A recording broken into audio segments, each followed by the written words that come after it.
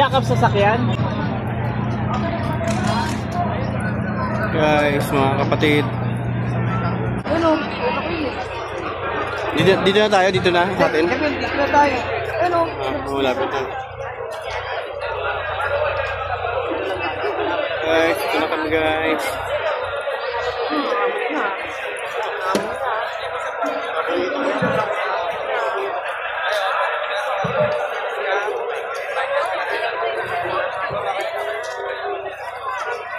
Mga kapatid, nakakapangilabot mga kapatid, talagang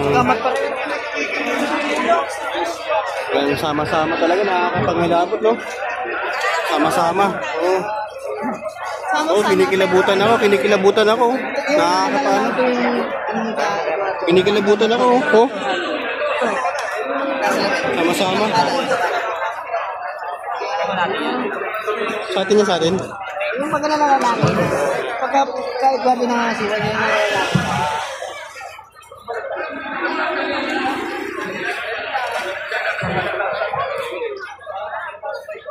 Ang cellphone mo.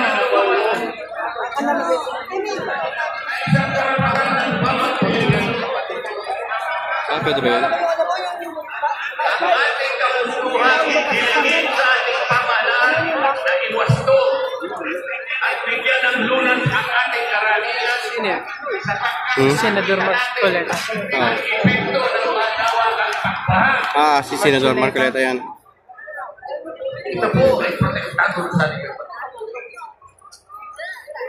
Kaya kailangan po natin bantayan. Kailangan pa ulit-ulit kung kinakailangan natin ipaalala sa ating pamahalaan na ang transparency at pananagutan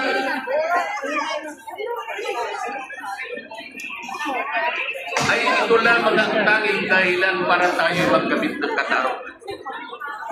At ang Malayo pa sabihin yun, dami na oh. ay siyang nagdadala ng biyaya ng demokrasya na ating pagsasaluhan bilang isang bansa.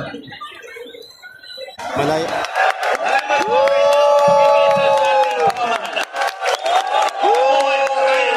Malayo pa sabihin nyo, pero nakakapangilabot, no?